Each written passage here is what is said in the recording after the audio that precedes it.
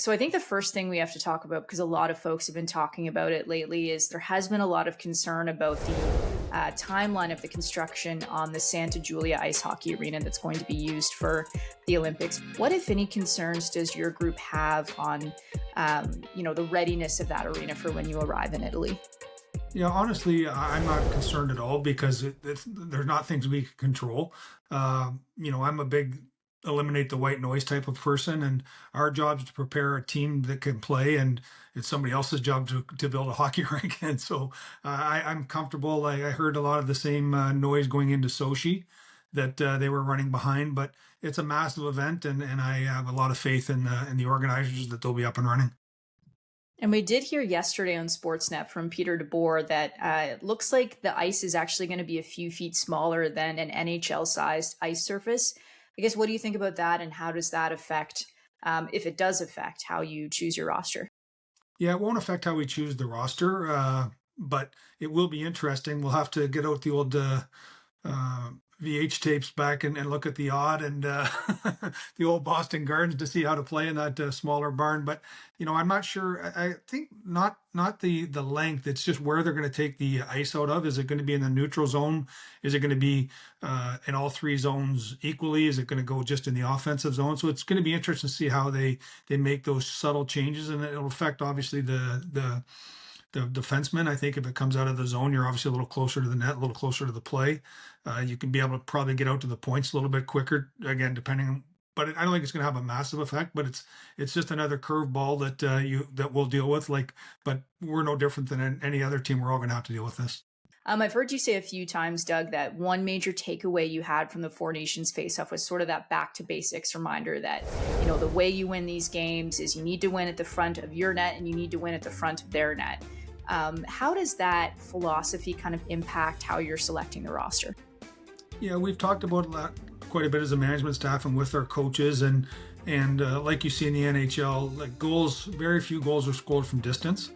You got to get pucks into the hard areas. You have to have people willing to go compete in those hard areas, and they come from broken plays, scrambles. You're going to have your odd highlight goal, but I think as the competition narrows down into the medal round and the gold medal game, hopefully we're in both of those. That you're going to have to play in the harder areas, and obviously if you're 6'2", 220 or 5'10", 175, there's a pretty big difference there on it.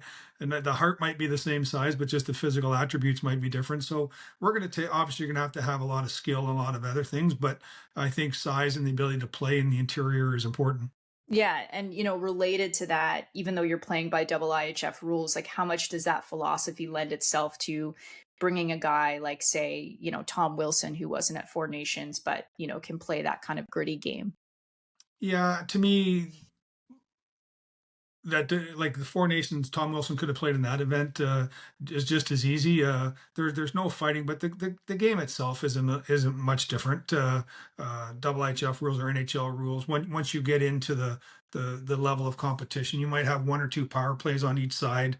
The referees want to stay out of the game. The players want to take the game over. And my experiences are that it's a very well called game. Very few infractions, and it's just men playing, in men's hockey, they're playing at the front of the net and to the front of the net. And so I think we want to be able to play in those areas.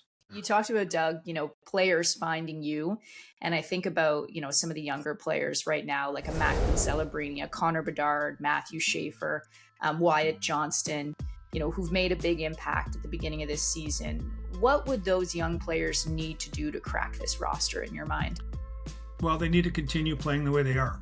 That's at the forefront. We still have another full month before we have to select this team, and our goal is to use all that time to make sure we're putting the proper players in place. And then the understanding they have another month, and unfortunately, when we look at the injury list in the NHL, the likelihood of all the players from all the countries being selected and getting on a plane is very, very unlikely.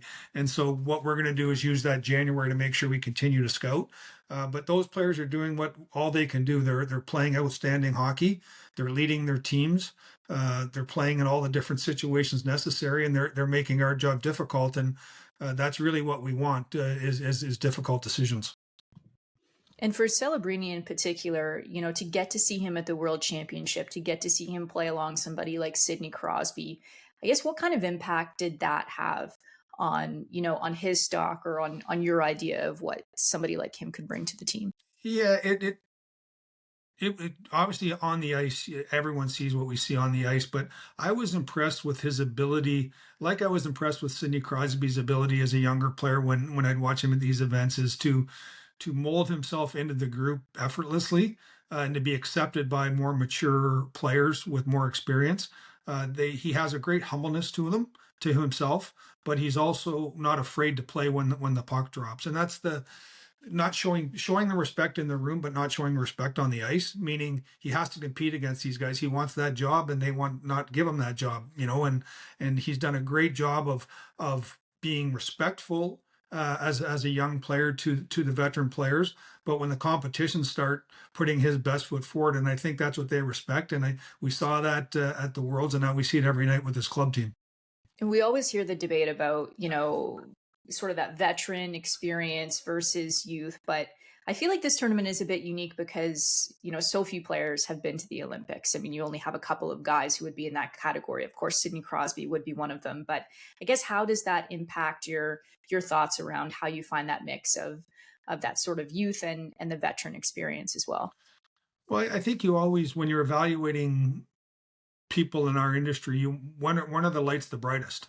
There, if you make the Stanley Cup playoffs, and then if you don't make that, the World Championships, and then we added that extra ingredient last year, the Four Nations. So, what players were selected there? How do they perform there? What players played in the playoffs? And then you the players that played in that Four Nations obviously have a leg up in international competition. It's just a reality. They've done it in, it'll be about a calendar year since they've done it before, the last time they did it. So they have that experience. But at the end of the day, once the puck drops, it's still hockey. And hockey doesn't check a birth certificate when the puck drops. They just the players will tell where they're at in their maturity of their game. And we've seen younger players excel, and now we've seen veteran players, like I thought Drew Doughty came in last year, and Brad Marchand were excellent in the Four Nations. Uh, and their veteran savvy allowed us, a player like Harley and Doughty, to perform well together. So you do want experience. One of the things that we talk about, or I think about, is the Connor McDavid's last year. What experience did he gain from that? And McKinnon, what experience did he gain from that international? I think it's a ton.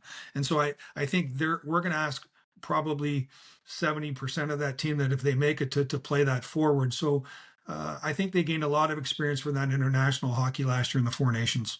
And you only invited 3 goaltenders to your orientation camp back in August, Doug. But I've heard you say that, people shouldn't read into that as you've got your 3 set, that there are plenty of other guys who could factor into that conversation. Where do things stand as we speak at the goaltending position? And I think the number I've heard you say before is something like, it could be 7 or 8 different guys who are in the mix. How many are we seeing at this point as you're getting so close to your next round of meetings? Who would be in the mix for playing in net? Yeah, I don't want to get into specific names, but I think to clarify, we invited the 3 goalies that were at the Four Nations because we did think it was a long list of players, and it would have looked like we're having a goalie camp and not an orientation camp. We invited everybody we're going to watch. But what we did, though, was call those other goaltenders with that explanation that it wouldn't have been practical to bring everyone there, but everyone has a fair opportunity to compete. And we've seen players like Wedgwood that have come basically out of left field this year, a good NHL goaltender for a long time, but he's playing at a level that's new to him right now for the extended period of time on the best team in the NHL in Colorado. So the players have added their names into the equation, and that's what we talked about earlier. It wasn't just the forwards that found us. There's some goaltenders that found us too, and it's going to make our job over the next month exciting to find out, what we cherish as far as experience to how they're playing today. And but that, I would say, that competition is still very fluid.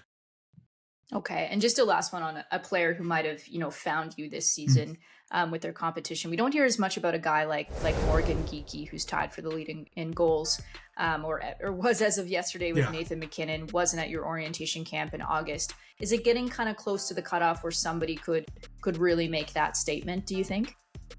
Yeah, I mean, we had that long list of players that we wanted to, and he was on that list. He played well last year, and his goal scoring is obviously at the tops of the NHL right now. So we're fortunate that Don Sweeney's on our staff, so he knows him well, and is a big fan. So we're going to debate him also. We're going to have hard decisions to make. That's for sure. One of the areas of strength right now for Canada, and I think it's fluid every tournament, but the forward group is extremely deep right now. The Canadian forwards might be the deepest they've been in a while, and that's going to make that selection process that much harder. All right, and just one last one for you, Doug. Sidney Crosby spoke to CBC Sports last month, and he said he hopes this won't be his final Olympic Games. With what we've seen from Sid already, and what we could potentially see this upcoming February, where does he stand in your mind among the greats to have worn the Maple Leaf internationally? Is certainly on the Mount Rushmore for Canada. you know, uh, he's been fantastic. The golden goal in Vancouver, his leadership at I've been fortunate to be in Vancouver, be in Sochi, and then at the World Cup. He's just someone that people gravitate to watch him prepare. His preparation is second to none. His attention to detail is second to none. His work ethic, his practice habits. He is like he's exceptional. He's one of the best players ever to play our game. So, and then you take that just to Canada, one of the best Canadians ever. I've been fortunate enough to have a front row seat to the Sidney Crosby show, and I would be one that I would never. If he says he wants to play in 4 more years, I'm not taking that bet against that, knowing his character. I'm sure everybody else in Canada would be happy to see him play for 4 more years, 8 more years, however long he wants to. Thanks for your time today, Doug. I really appreciate you making some space for us. Well, thank you very much for having me, and take care. You too. Take care.